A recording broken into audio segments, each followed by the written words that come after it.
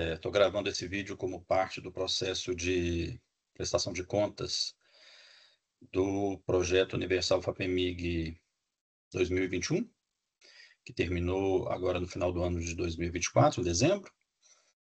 Meu nome é Antônio Pereira Magalhães Júnior, sou professor do Departamento de Geografia da UFMG e coordenador dessa proposta.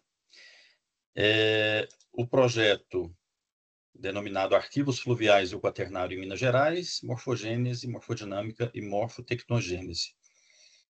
O projeto foi executado com sucesso. Ele, em síntese, ele abrangeu uma proposta de investigação de arquivos, de denominados arquivos fluviais, que são sedimentos fluviais, em partes do estado de Minas Gerais, como registros, evidências da evolução das paisagens, da evolução do relevo, da configuração do relevo de domínios do estado. Essa linha de pesquisa ela já vem sendo desenvolvida há vários anos. A gente trabalha dentro do escopo do grupo RIVOS, Geomorfologia e Recursos Hídricos, que é um grupo que eu coordeno e que foi criado em 1997. Então já tem uma trajetória bastante rica aí em pesquisas e publicações. Durante essa trajetória, vários projetos financiados pelo FAPEMIG foram obtidos, né? E o que auxiliou bastante aí o desenvolvimento dessas pesquisas e a obtenção desses produtos. Então, a partir dessa trajetória, com muita experiência, né, com muitas parcerias aí com muitos pesquisadores, a gente desenvolveu esse projeto que veio permitir o avanço das nossas pesquisas para outras áreas de Minas Gerais que a gente ainda não tinha pesquisado. As pesquisas antes eram muito concentradas na Serra do Espinhaço Meridional e no quadrilátero ferrífero.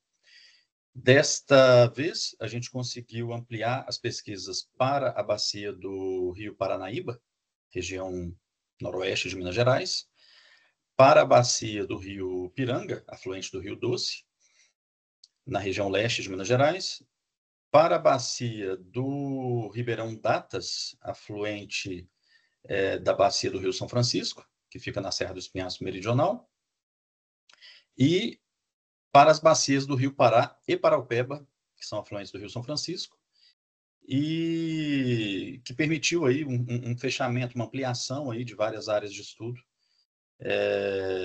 que logicamente se somaram aos resultados das outras bacias que a gente já tinha estudado, né?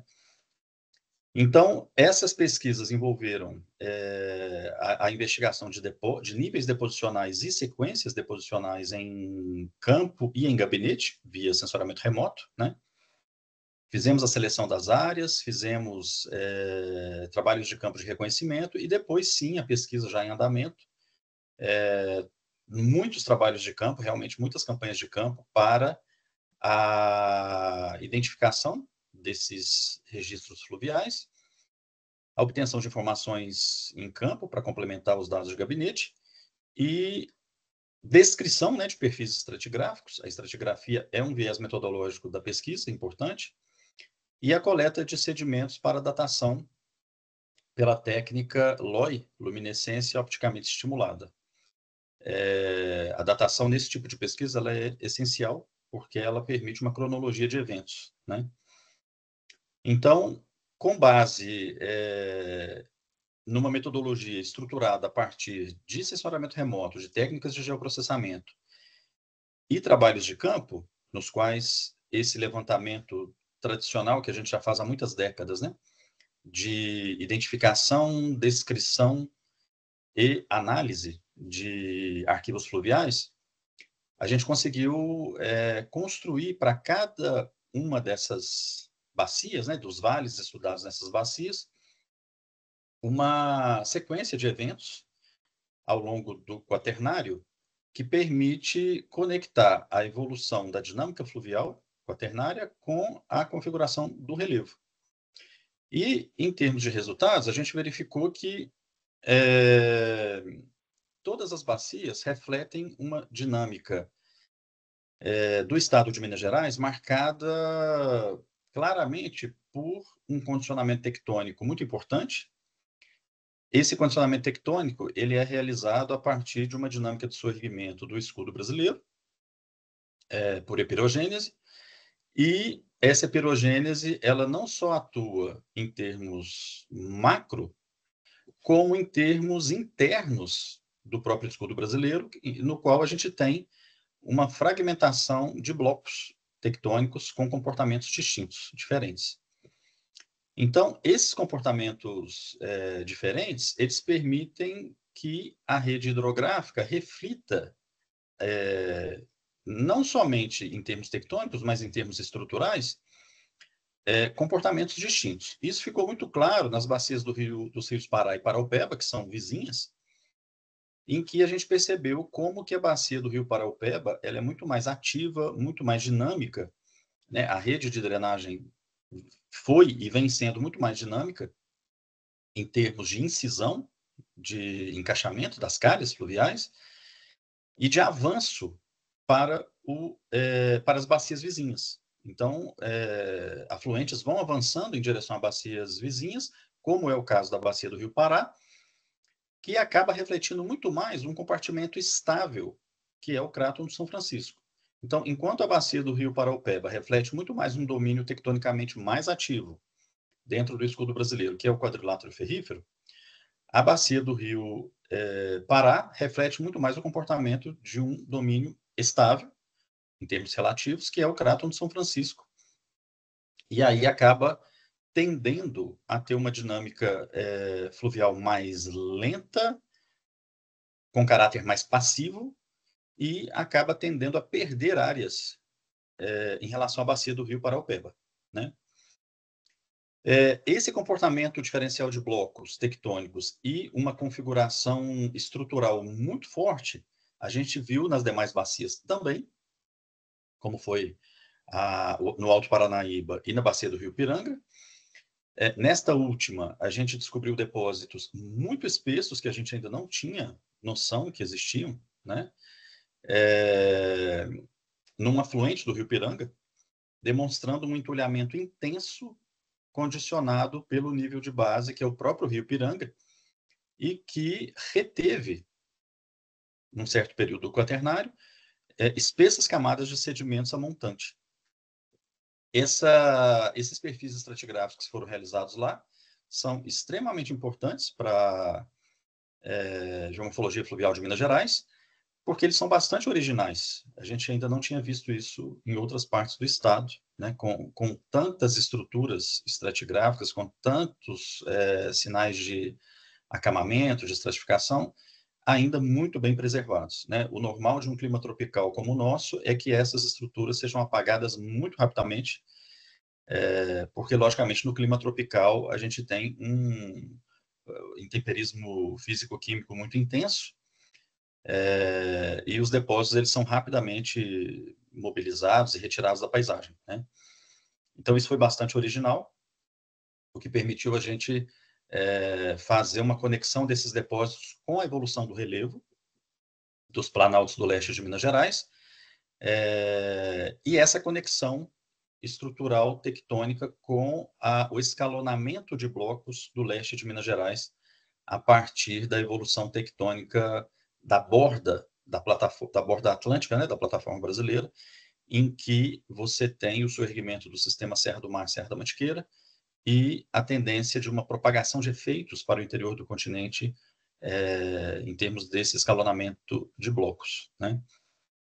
Já na bacia do Datas, do Ribeirão Datas, faz parte da bacia do Velhas e, portanto, do São Francisco, a gente descobriu, investigou, focou depósitos fluviais de fundos de vale que denotam, que indicam efeitos de influências antrópicas ao longo aí dos últimos séculos. A intenção foi justamente conectar as atividades garimpeiras, tradicionalmente executadas na região diamantífera de Diamantina Gouveia, né? Com a configuração dos fundos de vales.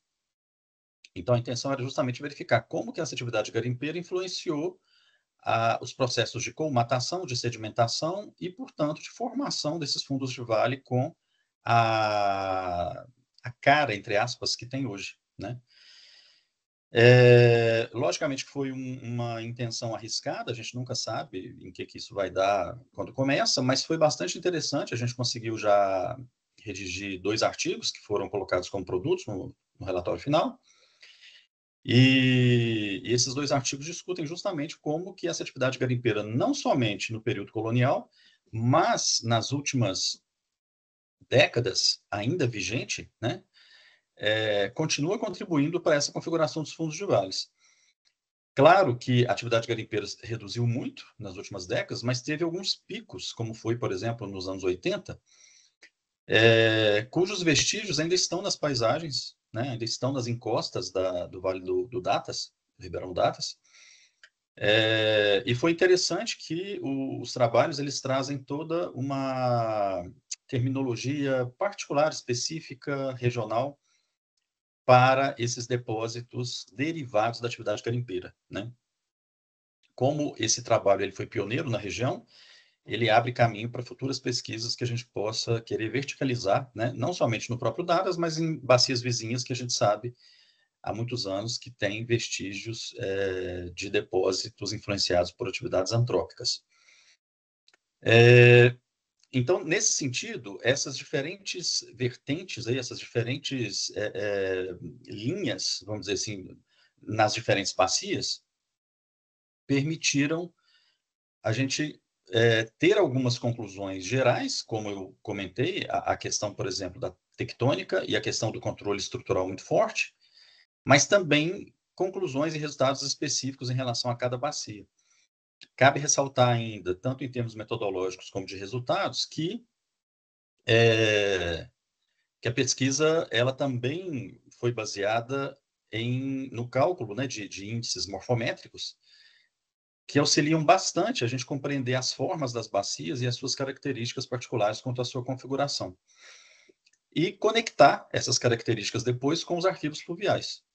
Então, vários índices tradicionais da literatura foram calculados, índices de simetria de bacias, de assimetria de bacias, índices de forma, índices que indicam evidências de controle tectônico e estrutural, como é o RDE, o índice da relação declividade-extensão, e esses resultados auxiliaram bastante, então, a esse panorama geral, né? Esse panorama final da geomorfologia fluvial dessas bacias. Bom, cabe ressaltar ainda, em termos de produtos, que vários artigos foram redigidos já, alguns já submetidos, outros não, e que a gente continuará redigindo produtos da pesquisa e, logicamente, dando os devidos créditos ao apoio essencial da FAPEMIG. Esses produtos eles estão sendo feitos com a equipe do projeto, incluindo pesquisadores da UFMG, do Instituto Federal de Minas Gerais e da Universidade do Porto. Então, tivemos a participação, né, de um professor da Universidade do Porto, o professor Alberto, e o professor César, da Universidade de Sevilha, na Espanha, que estarão participando aí ativamente como coautores dos artigos, né? Logicamente que quando um projeto termina, a gente não consegue fazer com que todos os resultados saiam em artigos a tempo, né?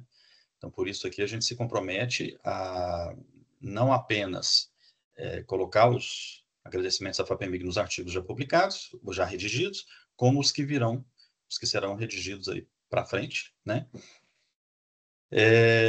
De antemão, também já falo que o projeto foi essencial, foi muito importante para a gente fazer uma parceria com o CDTN, Centro de Desenvolvimento de Tecnologia Nuclear, que fica dentro do campus da UFMG. Essa parceria foi bastante original, porque ela envolve a datação dos sedimentos pela técnica LOI, que eu mencionei. Essa técnica é muito utilizada, é a técnica mais utilizada no Brasil para datação de sedimentos quartzosos, né, arenosos. E, infelizmente, temos muito poucas opções no Brasil para datação. Particularmente, a gente tem uma opção na USP e temos um laboratório particular no interior de São Paulo que é muito utilizado por pesquisadores de geomorfologia fluvial no Brasil. Uma grande limitação é que é uma técnica relativamente cara, então cada amostra fica em torno de R$ 1.500, e nós estamos aí meio presos nas últimas décadas a essa dependência financeira aí de ter que ficar pagando. No caso da USP, não, a gente tem uma parceria, mas os pesquisadores precisam ir lá para fazer toda a preparação primária das amostras e ficar lá aí várias semanas para preparar as amostras, o que acaba sendo inviável na maioria dos casos, até mesmo para os alunos, né? Não somente devido ao tempo, mas também aos custos em que isso implica. Então, essa parceria com a CDTN veio trazer essa informação de que eles têm o aparelho que pode ser utilizado para datação, mas eles nunca utilizaram. Bom, uma vez eles utilizaram para isso, mas que não faz parte da rotina deles. E a nossa parceria veio trazer o interesse, né, veio suscitar esse interesse deles para que trabalhem com a geomorfologia fluvial, para que trabalhem com as nossas pesquisas. E caso dê certo, porque essa parceria veio no final do projeto, mas caso dê certo, nós vamos ficar relativamente independentes, porque é uma parceria de pesquisa e não uma parceria financeira, em que vamos gerar produtos em conjunto sem custos. E o nosso laboratório de geomorfologia e recursos hídricos ele vai fazer o preparo primário das amostras que deveria ser feito lá, por exemplo, na USP, né? Então, a gente poderia fazer aqui mesmo, dentro do Instituto de Geociências da UFMG. Então, é uma parceria essencial. Como eu disse, ainda isso não se refletiu nos resultados da pesquisa, porque veio ao final justamente pelo nosso incômodo em estar dependendo de tantos recursos e ficar muito, muito limitados com o número de amostras que a gente precisa datar. Então, muitas vezes precisamos datar um conjunto grande de amostras e temos que selecionar somente as mais relevantes, né, as principais, porque as demais não temos recursos para isso, né?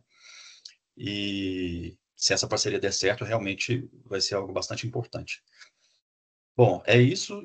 Eu só poderia terminar agradecendo a toda a equipe do projeto, professor Luiz Fernando, de Paula Barros, o professor Antônio Alberto, né, da Universidade do Porto, o professor César Borja, lá da Universidade de Sevilha, a toda a equipe de alunos de pós-graduação e graduação. Nós tivemos duas dissertações de mestrado desenvolvidas, uma tese de doutorado do professor Mário Bragança, que foi lá no Noroeste de Minas também. Ou seja, o projeto ele teve impactos bastante positivos em termos de formação de recursos humanos e um número importante de alunos de graduação que atuaram como bolsistas ou como voluntários e que isso se refletiu num grupo muito grande, muito expressivo, que fez parte do Simpósio Nacional de Geomorfologia, o SINAGEL, que foi realizado em Corumbá, Mato Grosso do Sul, em agosto de 2023. É bastante importante ressaltar isso. Foi um dos maiores grupos, né, de alunos que participou do evento. E tivemos aí, então, 10 trabalhos publicados lá nesse evento, com a participação dos alunos e tudo mais, e o que reflete aí os resultados parciais da pesquisa, né? Então, agradeço aos professores, aos alunos e, logicamente, à FAPEMIG por todo esse apoio financeiro aí de anos, né? O agradecimento a esse projeto, ele só tem que ser agregado aí ao agradecimento de todos os anos, porque sem realmente esse apoio, a gente não estaria no ponto que a gente está hoje de conhecimento da geomorfologia fluvial do estado de Minas Gerais e da expressiva formação de recursos humanos que fizemos aí nas últimas décadas com os temas associados ao desse projeto. Tá ok? Muito obrigado e esperamos aí contar com a FAPEMIG nos próximos anos.